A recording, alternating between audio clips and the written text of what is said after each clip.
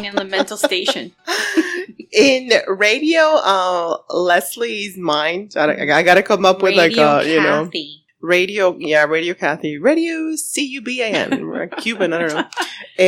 Dude, I've been listening to that song. That girl Zara Larson, which I had no idea of, like her previous hits. I didn't know it was her. She's like awesome, and I can't stop listening to that song all the time. I love it.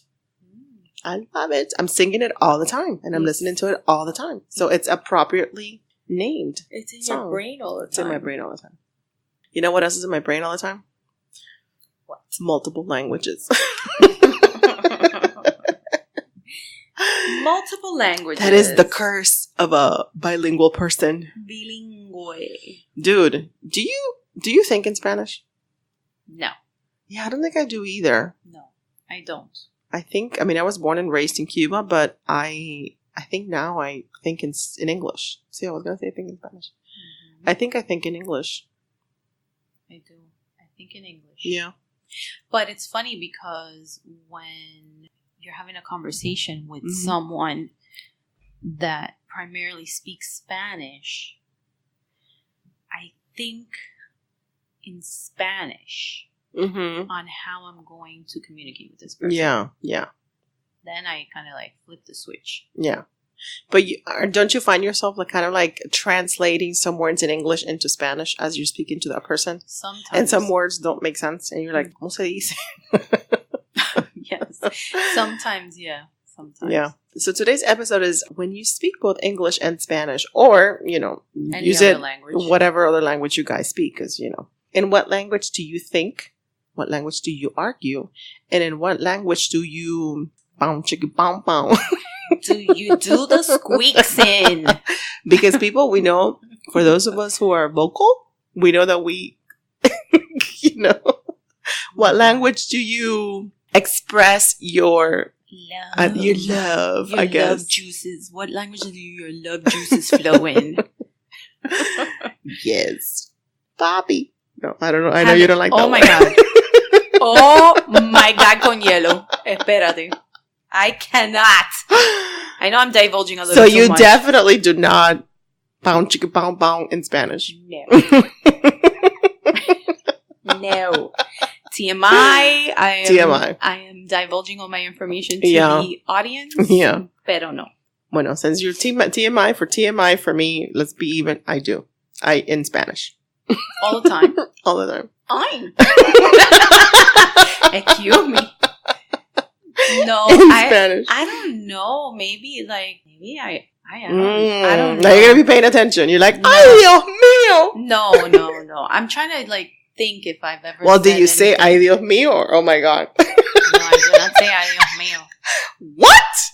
No. Oh, then. Mm-mm. No, chica. That's why. This is why I'm American and you're Cuban.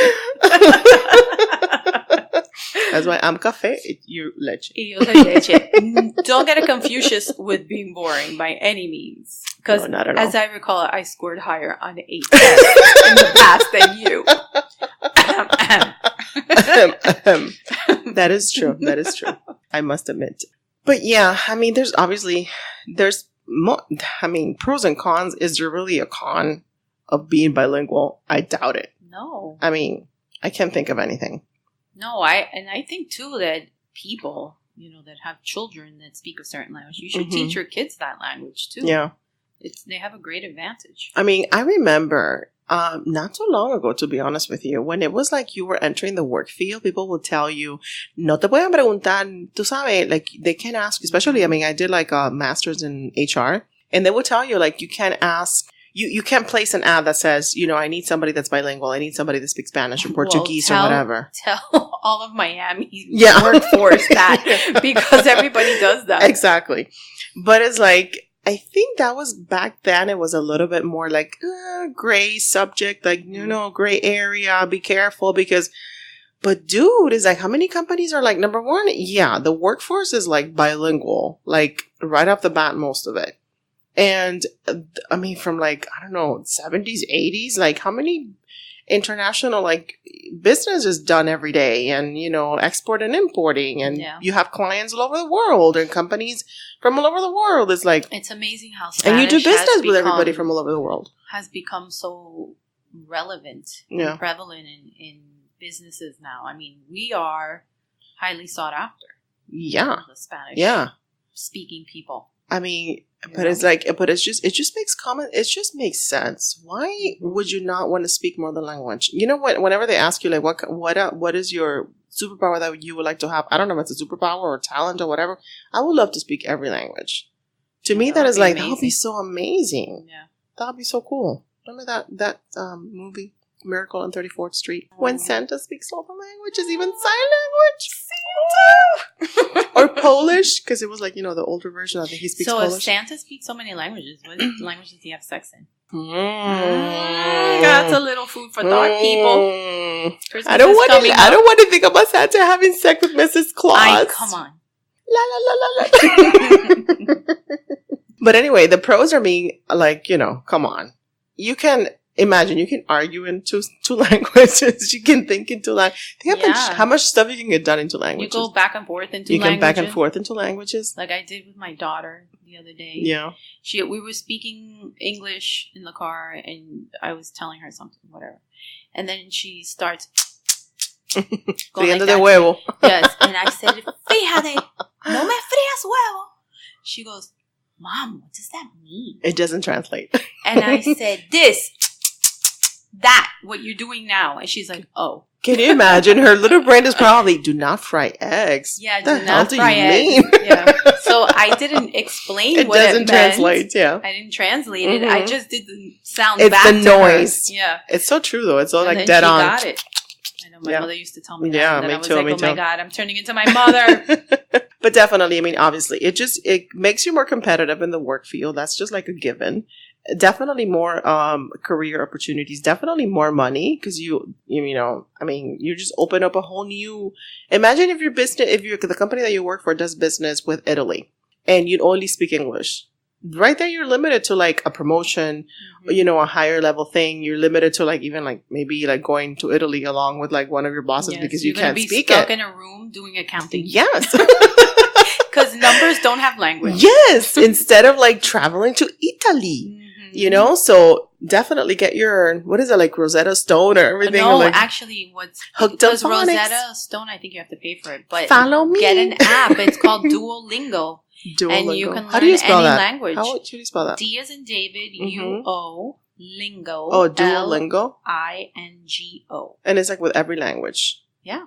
And you can learn whatever. And what do? Do you put in, like, as a translator type of thing or no? It is. You can put in. Oh, you can use it as that too? You can select the language that you want. I use it to teach my daughter Italian, actually. And you select the language that you want, and they have different levels. And then they have where it's an interactive thing.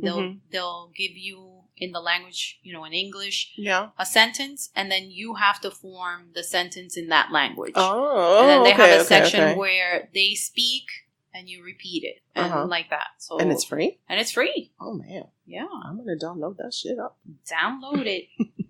Learn another language. Going back to like Italy and like traveling in general. I mean, I went to Paris and London last year. London was obviously, that was okay. But Paris was I was a little bit hesitant. I was a little bit worried. Everybody spoke English. So there was like no problem. There's some angry Parisians, I think. To be honest with you, I mean, I've always heard that, and there were only 2 instances where they were a little, you know, rude. In general, just for a tourist that's visiting your country. Not forget about the language thing, but just in general. These are people that work in the public sector. So it's like, to me, that's just a little shocking. Here is like, that would not happen. It's like, that's not happening. Because customer service here is like king. And the customer's always right. They don't care over there. It's not the same over there. They don't care. But other than that, I mean, I even like, practice quote unquote, because I was like laughing. I was just like, okay, let me try to say it in English and in French, and it was like ordering like metro tickets, and they would just laugh along with us. probably me mentaron la madre. You know what's better? They appreciate you speaking Spanish before you try to butcher their language. You know, no, I mean, I don't speak anything in French. Like, I might know how to say, like, you know, bonjour and oui and whatever. I don't know how to say anything. Merci or whatever. But I spoke everything in English and maybe in Spanish, but nobody really spoke Spanish to us. It was all English. I understand. But I would always say, you know, English, okay? Like, and they were like, a little bit, you know, and it was fine. Like, I had no trouble communicating with anybody, and everybody was super nice. When it comes to traveling, I remember this joke. De Álvaro Gede. You know that comedian? Which one? Álvaro Gede. You know that comedian, like, super famous Cuban comedian? The best, like, joke teller ever. And he used to tell a joke that when he got here, whenever the first, you know, he got to this country, whatever, and the only thing he knew how to order was ham and eggs. Oh my goodness. Okay, so it was like always ham and eggs whenever he went to eat, but he was tired of eating ham and eggs. So a friend of him tells him, Niño, just order steak. He's like, how do you order steak? Like, un bistec. Oh, steak. And he's like, oh, perfect, steak. So he goes to the restaurant the next day. He's like, I want a steak. And they're like, oh, do you want a medium rare? Well done. And he's like, steak. Ham and eggs. It's like, forget it. I didn't learn that part. It's like, okay, ham and eggs. Let me go back to what I know. So if you want to just not order, you know, keep eating ham and eggs, whatever country you go to, or like croissant or whatever, you know, it's better if you learn languages. You know what? Even if you don't learn the language, use your finger to point at whatever you want. Yeah. That will get But hopefully they have pictures. Hopefully they have pictures. If you're in a place where you have, like, you know, those food little stations, you just point at everything. These, and these, and that's it. Yeah. I was just talking to my cousin last night, and she was telling me that they went to Marseille in France, and he ordered, like, her husband ordered some fish, and he was like, what the hell did you order, Michael? He's like, I have no idea. And when the fish came, she's like, I didn't eat that thing. That looks so bad. I don't know what the hell he ordered, but she ordered like some fish there. Imagínate, trying out your language with a fish. No, that was like when I went to France and I took my daughter. She was, how old was Lauren? She was like 5, right? Pobrecita, I felt so bad for her. She was so exhausted that day. We go to this French restaurant. The menu was in French, and the waiter was the rudest guy. Yeah. I didn't understand anything, so I asked him something on the menu. What is this? And he could not explain it to me. And I said, I don't understand what you're saying. But his English was very, you know, whatever. Rustic. Yeah. So the only thing he goes, is like the rabbit in the forest. And I was like, what? He goes, yes. How you say the rabbit in the forest? You should have said Bugs Bunny. Bugs Bunny. And then I was like, rabbit. And he goes, in the forest. In the forest. I was like, okay, no, we're not gonna have a rabbit in the forest. No. Needless to say, she hated the food there, and the food was. I had amazing food in Paris. I loved it. I loved eating all their stuff. Escargot. But yeah, I mean, to use public transportation, it just comes in handy the more languages you speak, obviously. Research has found that not only, like, you know, bilingual people literally see the world differently. Supposedly, people that regularly speak a second language, and if you live in Miami, you're regularly going back and forth between Spanish and English. If you regularly speak 2 languages or a second language, you perceive differences in color variations that are not recognized by monolinguals. That is really weird. Yeah. So we probably see colors with different shades. You know, you're like, no, this is green, or somebody's always like, that's blue, or, you know, that's so cool. That's interesting. Yeah. Haven't you heard that people that are like really high, like music inclined, like musicians that are like super like talented and gifted, like, you know, prodigies, especially, they say that they see like the notes in color. Oh wow! Like, I remember an interview that Oprah did of Pharrell Williams from the Neptunes. Yeah, Oprah interviewed him, and she asked him, "Are you?" And that has a term, I forgot that term, but it's like, "Are you this and this?" And he's like, "Oh, do you mean like you see like the tones, like the music tones and music notes? I'm sorry, and color?" And she's like, "Yeah." He's like, "Yeah." Like some people that are like highly, you know, music prodigies, I would imagine probably like Quincy Jones, you know, people like that. Like Michael Jackson. I guess we are like that. We're like language prodigies. I don't know. Language prodigies.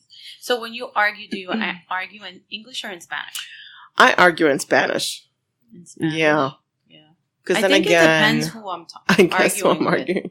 I mean, I don't really argue at work. So I don't really use, But when I argue like in Spanish, yeah. And my home is like in Spanish, Okay, so then let me think. So friends... You can think! That's the thing. So friends are bilingual, right? Mm-hmm. And so if you're going to argue with your friends, in my case... Think about it like a recent fight that you had with a friend. Or with I would argue in English. You would? Okay. Yeah. Or argue my point in English. Yeah. Okay. But if it's with like my mother, she speaks English and Spanish. Oh, okay. But I argue with her in Spanish. And then I transfer into English. Oh. You can't get away from it. Yeah. So same thing with my daughter. What? It's in mainly English? Yeah. Sometimes I throw out these like Spanish disparades, but then I go back to But English. I think you're primarily English speaking. Yeah. I mean, you speak Spanish. Obviously, you were raised in but you were mostly raised in New York, so Spanish was not probably your first language. Well, Spanish was my first language because my parents, more my mother, taught us Spanish first. We learned that before English. Yeah. And then we learned English when we went to school. Yeah, I mean that's pretty much in every like Hispanic household, I think. And that's why, and people are very surprised when they speak to me. They say, "Wow, you speak Spanish very well," and the fact that you can read it and write it and all that—that's really amazing. But then you have like my other siblings that are not very. They don't speak Spanish that much? They do, but like one of my sisters could barely write it and read it. Yeah, that's the thing. A lot of people don't. Yeah. They're not. I know. Usually like second generation is like they don't even like enforce that. And I think it's such a waste. It's like you have it at your disposal. Like, my God, why not? I mean, they're going to get the language of the land, whatever they live, eventually. They're going to get it because that's all the TV they watch. They go to school. Right. It's like, my God, enforce that at home because that's so useful. Mm-hmm. I mean, it's never going to be a thing that you're never going to use. It's never going to come in handy. At least para que cuando alguien te insulte en español, you know what they're saying y le puedes mentar la madre. Coño, carajo! Yeah. You're like, uh-oh. At the very least, right?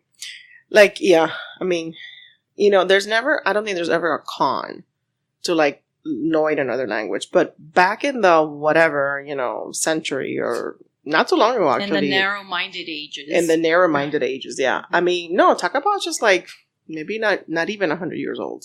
Mm-hmm. Not even 100 years ago. But I know of people that, especially when they came to this country, they were told, no, you can't speak your mother tongue. By relatives. I know somebody that her aunt was born and raised in Cuba. And her husband, when they came here, he's like, you can't speak Spanish. She was forbidden to speak in Spanish. And he spoke Spanish? I don't think he did. Oh. I think he was American. But it's like, in Miami, I mean, she was like here in Miami, but it was like she was forbidden to speak Spanish, even to her kids. That's insane. So it's How do like, you communicate if she didn't know English? I guess she eventually learned, but I mean, you couldn't. I think that's a little ignorant. Oh, yeah, for sure. I mean, just learn and let people learn the languages. How about in school? They want to teach you another language. Yes. No, it's a requirement to learn another language. You have to pick something. I think that it's great. I picked Spanish. Well, let me tell you, I never wanted to take Spanish, and they would always stick me in Spanish. Oh, my God. I ended up just taking Spanish because obviously it was easier, but then it was like, grammar and literature in Spanish. Mm-hmm. So I learned, you had to learn about, you had to read a lot of books and all that stuff. It wasn't just... And I improved my grammar in Spanish too. And one year they stuck me in advanced... Spanish? I wanted to die. I was in a class full of only Spanish-speaking students where Spanish was their first language and only language because they were in like English as a second language education, basically. Yeah. And it was conversational Spanish. Oh, my God. And I had this Castilian Spanish teacher who was like very prim and proper with and all the very tetas. He was great. Yeah. He really was in retrospect. But when you're sitting in that class, you just want to die because I was like, oh my God, I gotta speak now, and everything was by last name, Señorita Lorenzo. Everything was very. Well, let me tell you, like Spanish is no joke. Like all of these like Latin languages to like conjugate verbs and everything, it's easy to speak it because as you read it is how you pronounce it. But when it comes to conjugating verbs and like, you know, it's hard as hell, and everything has a sex, and it's like like, you know, I'm not even gonna get into it because it gets, you know.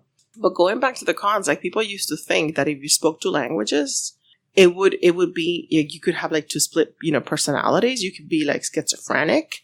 Like, you know, this would be like lower self-esteem for your kids. Like, it was just crazy what people thought. That is insane. That's like all of a sudden it's brujeria. Yeah, it was like considered like that. It was speaking in tongues. Yeah. That it was going to be harmful to like your development and your IQ. What people say, till today they say like one of you could have maybe a slip of the tongue incidents because you know you were thinking in one language or speaking in another or something, so you might be like. Se te pueden salir algunas cositas that you didn't mean to, you know, because you're thinking of another language. The Freudian slips. Yes, the Freudian slips. What does happen to me sometimes is like I see a phrase that is in Spanish and I'm reading it in English. I'm like, this doesn't make sense. And I'm like, oh, it's in Spanish.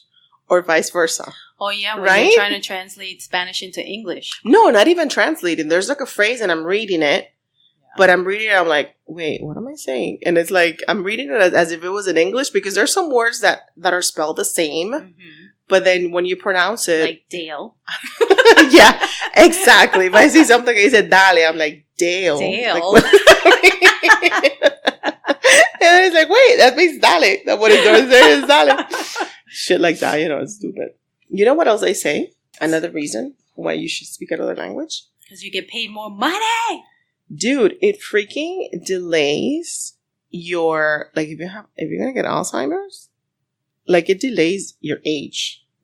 Your brain age? So, I'm gonna want to start learning another language, like, stat. Yeah.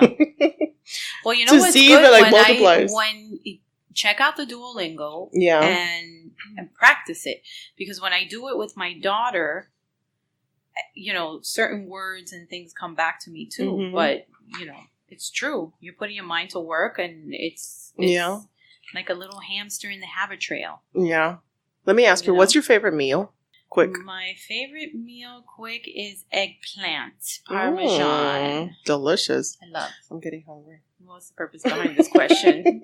Are you treating me to lunch? We'll get back to it. We'll touch on that in a few minutes. Okay. I was reading. I found this article that was super interesting. I mean, I learned a lot just reading this article. I'll tell you the name of it now. It's called "Speak More Than One Language. This is what it does to your brain," and it's by Gala Vince, and it was published in May of 2018. A part of it, they did this experiment in Germany, I'm sorry. And they had English and German speakers, okay? And they were shown this picture, and they were shown videos of, let me see, people moving. There was like a woman walking towards her car or a man cycling to the supermarket. English speakers focus on the action and typically describe the scene as a woman is walking or a man is cycling. But German speakers, on the other hand, they have a more holistic worldview. And they would say, instead of cycling, it was like the goal.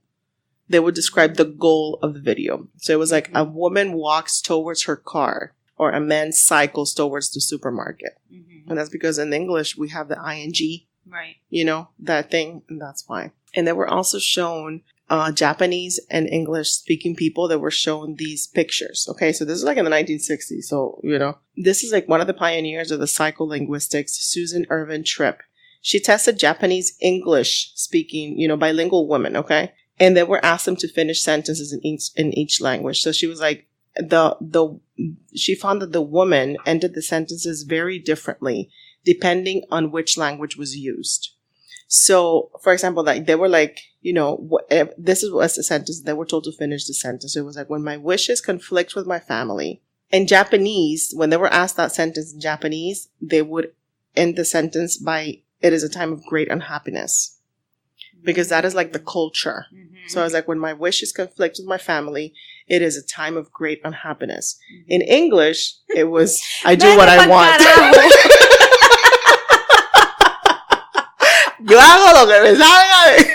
Que te vayas para carajo, me voy solo. This is the way that English speaking, like if it was asked in English, it was like that. When my wishes conflict with my family, I do whatever the fuck I want. No, but it's funny because as you're reading that, if you've ever had conversations with people in other countries, it's true. They think differently. Yeah. They have different points of view. They just, I don't know if I want to say that they value things more than we do. I think they value just different have a things. Different emphasis on family unity, on friendship. Especially something like as Japanese culture, that is like a completely, like, it's all about collective, the collective over there. And it's also about your spiritual faith and your religion and different things like come into play, where I think here, because we're so always on the run and everybody's so chaotic in different countries, it's amazing to me sometimes when I speak to people. Well, that, like, I remember learning this when, I think when I was doing my master's or whatever, but it was like they would ask, like, if it was an American, Americans ask, like, what do you do? Like, what do you do for a living? What do you do? It's like the first thing they ask. Like, that's like the conversation icebreaker or whatever. But like the same type of question for something like Japanese or Asian culture would be like, what company do you work for? It was more like the collective, or like, like it wasn't Americans' culture is like a very individualistic culture. Right. And something like, well, it's capitalism, you know. If you don't like capitalism, then get the hell out because this is what it's all about. But something like Japanese or Asian culture is very the collective. It's all about the group and, the group consensus and everything. So, China, communist, I don't know. No, we don't want communism. No. So I just thought it was really interesting. It is very interesting. So I'm going to ask you, ¿cuál es tu comida favorita? ¿Qué es lo que te gusta comer más a ti? El plan. El plan parmesano. See, some people like that usually what it usually does, it's when you ask it in English, when you ask it in a different language, like if I asked you what was your favorite thing, you answered it eggplant parmesan. I was expecting maybe when I asked you in Spanish, you would think of something else. Well, I could say berenjena. No, but like a different dish. Oh. Yeah. I thought it was berenjena, the famous eggplant. No. Wink, wink. Ay, papi. You get it. Ay, papi. I know. Do you know that we are also considered more empathetic bilinguals? I could see that. Really? Why? Yeah. I don't think it's so much the language, maybe the culture. Because we have a different culture. I was going to say that because I think that makes sense. Certain cultures, not all of them, I don't think it applies to everyone, but let's say Hispanic cultures. I think Hispanics are more empathetic and more affectionate, and they have more affectionate for sure. And I think that by allowing yourself to be affectionate, you allow the empathy also, right? Because it's your emotions basically. Yeah. And I find that too with Europeans, because Europeans are very family oriented. They love children. It's all. And I hate to say this, but in my experience, I've seen it in Asian cultures. It's not always like that. Like I've had Asian friends that their families are very dry, very PDA is like there's no PDA. There's no hugging your kid or kissing your kid. Holding hands, just because Whereas, I've seen not only in Hispanic cultures, but in European cultures where the kids come and they kiss you and they hug you and you're more like something happens and somebody falls or some, a bad situation happens to somebody, we're more emotional about it. We care more. We're looking to help you more. Yeah. I think, Caribbean people in general, I think the islands and everything will be like it's very warm hearted. Whether you want to or not, we're in your face and in your lives. Not until you're 18, but forever. I know. And we're into your kids' lives and your, everybody's lives. I know. And then you're like, Ma, stop. Yeah. Yeah. So they say that it's thought because since bilinguals are supposedly we're better out of blocking. They say we're better at blocking our own feelings and beliefs in order to concentrate on the other person. That's what they say. I don't know that's a bilingual thing. Well, they say that that's the reason why we are more empathetic, because we're able to block. Maybe because we're constantly blocking one language or the other. maybe we're better at, let me focus on this. I don't know the correlation. I don't see the correlation when you really between break down the word empathy, isn't that what it should be anyway? I don't think that that language should have a bit, a correlation. Like there's I don't think that a language should really dictate. Yeah, I don't know. I don't see it either. I don't see how That's odd. Yeah. I disagree. They say that even just by looking at our brains, you can see if somebody's a monolingual or bilingual. Wow. Yeah. That's amazing. That is amazing. Those CAT scans and MRIs, they're really good. Wow. Supposedly bilingual people have significantly more gray matter than monolinguals in their anterior cingulate cortex. Okay. Which is the part of the brain that regulates. Please speak English. Yeah, that's what they say. It's like that's because we use it so much more. Yeah, the way the activity moves around in there and the cellular level. We use it more, so it's stronger, it's bigger, and it is more flexible. And I would think the more languages you speak, the more languages you can learn, because it just really opens up that, I think it's easier as you learn more languages to even learn more languages. Because even like with me, like I'm just bilingual. It's just English and Spanish. I definitely can understand a lot of like Portuguese people, definitely some French people, a little bit. There's so many Italian. There's like a lot of similarities too, especially Italian. I can pretty much, I can't speak it, but I if I read it, I understand what they're saying, and I can definitely understand what you're telling me. I can't really speak it, but I can understand. I think most of it. I don't know. We'll see. I'll let you know when I go next year. And with all the going back and forth that we have in our minds, they say like bilingual people rarely get confused between what language to use. Like we rarely get confused between languages. Except like if I know, like I'm speaking to you in English, let's say, but I know that you speak Spanish, I'll definitely slip a word in there or a phrase, So it becomes a little bit like Spanglish. Yeah. That happens no, because a lot. Esta mujer no me sabe. Yeah. That's true. That happens a lot. Yeah. And then you go back to the English. Yes. Or, whatever. Or you use like a phrase or a saying or whatever, because I know that you speak it. So that's like, it's like an automatic. Because when I'm teaching my daughter Italian, sometimes I'll say the word, because Italian and Spanish are similar. So when I'm talking to her, I'll say the word, but I gotta think. I was like, okay, wait. It's not like this, because this is how you say it in Spanish, but it's like this because, it's in Italian. And then sometimes she'll tell me the word, but she says it in Spanish. And I said, no, Lauren, that's Spanish. That's not Italian. She's like, I don't know. I was like, okay, take two. She's like, I barely speak English. Let me just speak English. I know. That's what they always say, like when somebody's learning, it's like, oye, tú no hablas casi inglés, te estás pegando en inglés, ya no hablas español. Oh my God. Yeah, but the anterior cingulate cortex is the part of the brain that has to do with like cognitive functions, empathy, impulse control, emotion, decision making. Los cubanos no tienen eso. No, I was just gonna say the Cubans, like, eso no aplica. I think you can see the bilingual. Okay, he's bilingual. No, pero el cubano no es. No, next. Yo no sé dónde es, pero cubano no es, because impulse control, it is very, very high here. That's not a Cuban. The Cubans say, bueno, ya estoy montado en el caballo, ¿qué voy a hacer? Para atrás ni para coger impulso. Yes. Y tu madre, por si acaso, like, we definitely, So going back to the pow, chiqui, pow, pow, in English or Spanish? English. Ay, qué aburrido, ven, qué aburrido. No. I had a guy tell me once, oh no, because I want you to call me papi. And I was like, oh my God, no. Was he Cuban? Yes. I was like, no. Ew. Like, you're not my father. Yeah, you're not my father. I know. You don't know what you're missing. No, it's okay. Trust me. I'm okay with it. I don't need to go on, take a walk on the wild side when it comes to that. No. I think you do. No. I think you do. Okay. I was in a hotel once. A very nice one, I may add. You're right. Whatever. No te quedaste en un motel. ¿Un motel? I know. The executive motel. Ew.